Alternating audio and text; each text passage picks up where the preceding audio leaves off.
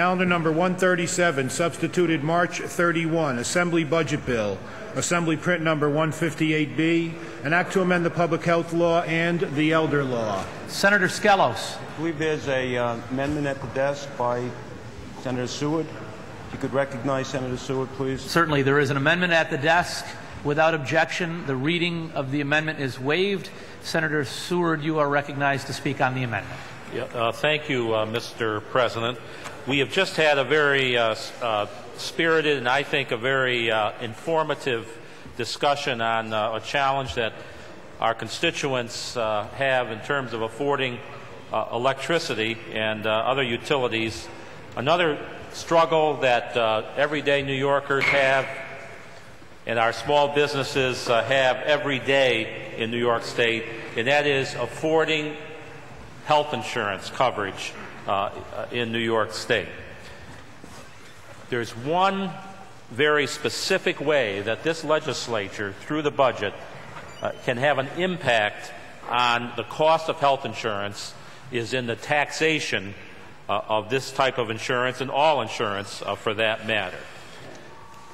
This budget proposal before us raises taxes on health insurance, making it more costly to do business in New York State, to offer health insurance to employees in New York State, and because of the increased costs, makes it more difficult for New Yorkers to have access to quality and affordable health care that they deserve.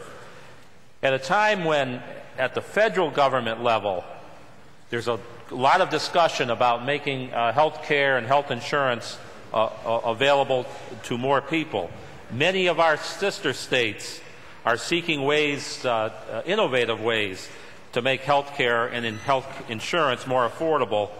This budget not only maintains the status quo here in New York, it actually makes it more difficult to have health insurance, more expensive to have health insurance and health care by hiking health care taxes at a time when New Yorkers can least afford it. No question, higher health insurance taxes will force businesses which are already facing tough economic times to close their doors, in some cases, if they're able to stay open, drop coverage, aggravating our high number of uninsured, or pass on health insurance costs more to the employees who can ill afford those higher costs. The bill before us raises the HICRA surcharge on patient services. If a person that's paid by the insurers, passed on to those who pay health insurance premiums. If a person is uninsured, they pay this tax directly.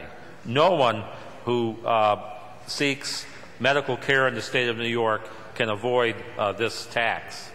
Other parts of this budget expands the premium taxes for HMOs, even on healthy New York policies, which is designed to be a lower cost option for small businesses. They're going to be paying more under this budget. And of course, in the deficit reduction plan that passed in early February, there were more taxes on insurance. Health insurance, covered lives, $240 million. This Senate, on the majority side, the Democrat side, raised health insurance $240 million then. Also, another $177 million increased taxes on all other forms of insurance, life insurance, homeowners insurance, auto insurance. Where does it end? This,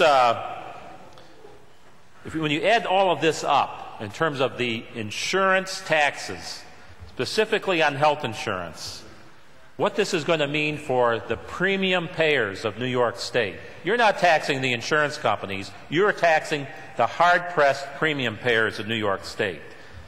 If you are representing constituents in New York City, their costs, with the actions that the other side of the aisle have taken this year, in this budget and in the deficit reduction plan, will impact their premiums by $700.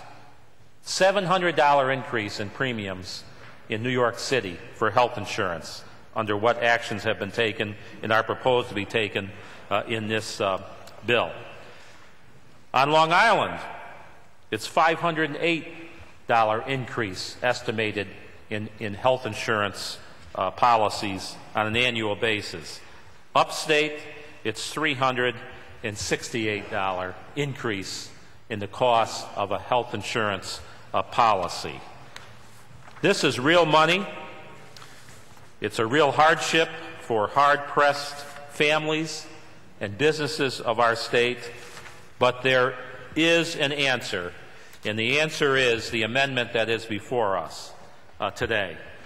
This amendment, if we can get the yes votes, would strike this HICRA surcharge from this budget. It would repeal the covered lives assessment that has been passed earlier by this legislature, signed into law by the governor, and it would repeal the assessments, the 332 assessments that were part of the deficit reduction plan earlier this year. As we have heard throughout other discussions, there are better ways to cover this loss of revenue if this amendment passes, by further restraining spending, by consolidating state agencies. The list goes on and on. $3.2 billion that this conference, the Republican side, has offered in terms of additional savings that we can incur and cover the tax reductions that we are seeking through this amendment. So, Mr. President, I urge a yes vote on this amendment because the people of New York City can ill afford a $700 increase in taxes on their health insurance policies. People of Long Island can ill afford that $500 plus increase on their health insurance premiums next year.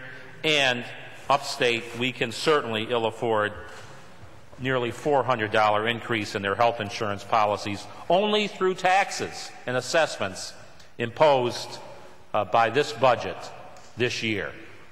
Mr. President, I urge a yes vote.